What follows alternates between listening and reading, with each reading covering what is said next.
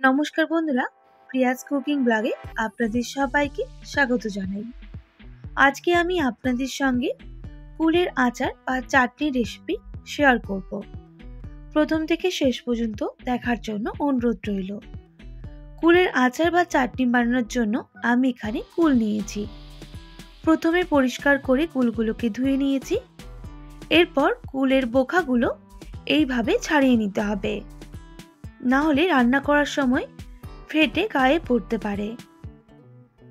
তো দেখতেই পাচ্ছেন পরিষ্কার করে কুলগুলোকে বেছে নিচ্ছি।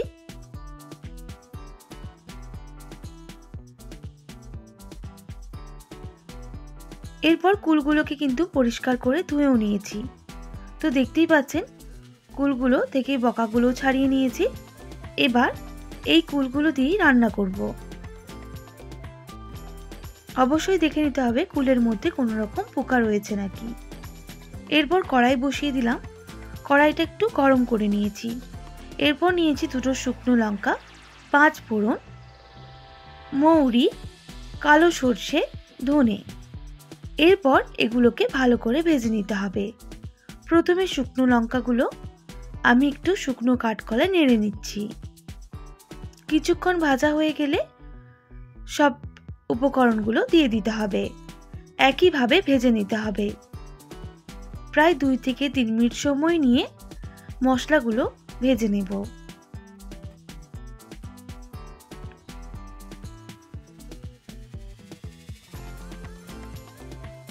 তো বন্ধুরা, ভাজা হয়ে গেছে আর খুব সুন্দর একটা গন্ধ বের হয়েছে। এবার আমি নামিয়ে নেব আর গুঁড়ো করে নিতে হবে। এরপর এদিকে একটা কড়াই বসিয়ে দিলাম। দিয়ে দিলাম 1 টেবিল চামচ সর্ষের তেল। তেলটা খুব ভালো করে গরম হয়ে গেলে দিয়ে দিতে হবে সামান্য 5 ফোড়ন আর সামান্য কালো সর্ষে। একটু ভাজা হয়ে গেলে আমি কিন্তু কুলগুলো অ্যাড করে দেব।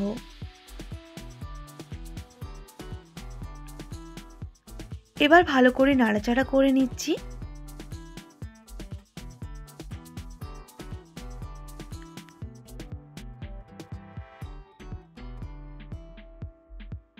আর দিয়ে দিতে হবে স্বাদ মতো লবণ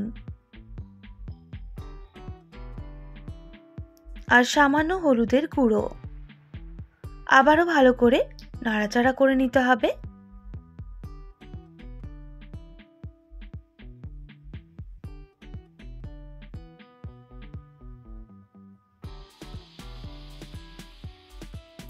এবার গ্যাসের ফ্লেমটা লোতে করে একটু ঢাকনা দিয়ে রেখে দিচ্ছি।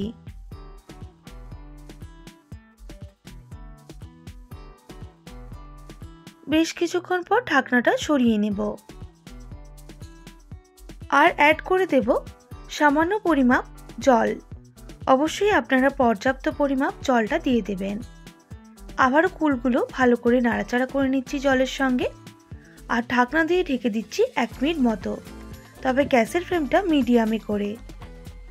1 মিনিট পর ঢাকনাটা সরিয়ে নেব যাতে কুলগুলো ভালোভাবে সেদ্ধ হয়ে যায়।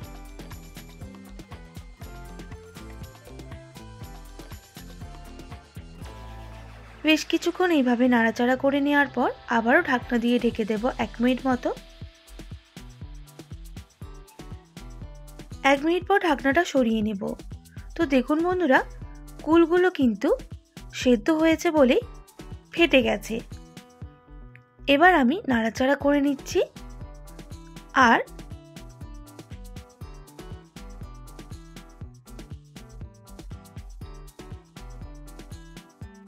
তো বন্ধুরা, কুলগুলো যখন এইভাবে সুসেদ্ধ হয়ে যাবে সেই সময় চিনি দিয়ে দিতে হবে।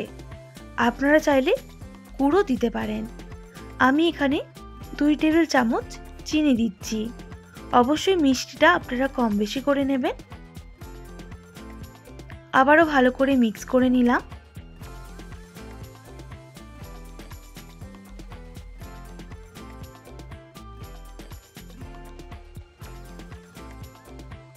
আর লো টু মিডিয়াম আছে আরও বেশ কিছুক্ষণ রান্না করে নেব।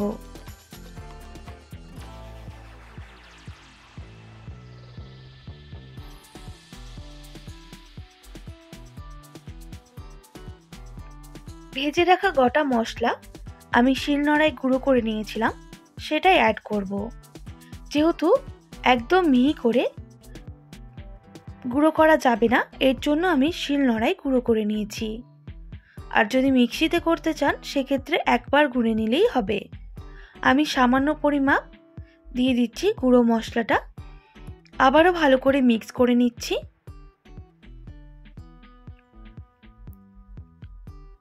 এবার আমি গ্যাসের ফ্লেমটা অফ করে দেব। আমাদের রেসিপি কিন্তু একেবারেই রেডি। তো দেখতেই পাচ্ছেন কুলের আচারটা বা চাটনি কত সুন্দর হয়েছে। একবার এইভাবে অবশ্যই বানাবেন। এবার ওপর থেকে আমি গুঁড়ো মশলাটা দিয়ে দেব। তবে আমি সম্পূর্ণটা ইউজ করিনি, এখানে মাত্র 1 টেবিল চামচের মতো ব্যবহার করেছি। তো বন্ধুরা, দেখতে কতটা লোভনীয় হয়েছে কুলের চাটনি বা আচারটা আপনারা দেখেই বুঝতে পারছেন। খেতে কিন্তু তেমনটাই সুস্বাদু হয়েছিল। বাড়িতে এইভাবে অবশ্যই একবার ট্রাই করবেন। আর কেমন লাগলো কমেন্ট করে জানাতে একেবারেই ভুলবেন না। আশা করি আজকের রেসিপি আপনাদের ভালো লেগেছে। ভালো লেগে থাকলে অবশ্যই একটি like, comment, share and subscribe করে আমার পাশে থাকার অনুরোধ রইল। পাশে থাকা বেল আইকনটিও প্রেস করে দেবেন, তাহলে নিত্য নতুন রান্নার ভিডিওগুলি আপনাদের কাছে পৌঁছে যাবে। আজকের মতো এতটাই। আবারও নতুন কোনো রেসিপি নিয়ে দেখা হবে। আপনারা ভালো থাকবেন, সুস্থ থাকবেন। আর এতক্ষণ আমার সঙ্গে থাকার জন্য অনেক ধন্যবাদ আপনাদের সবাইকে।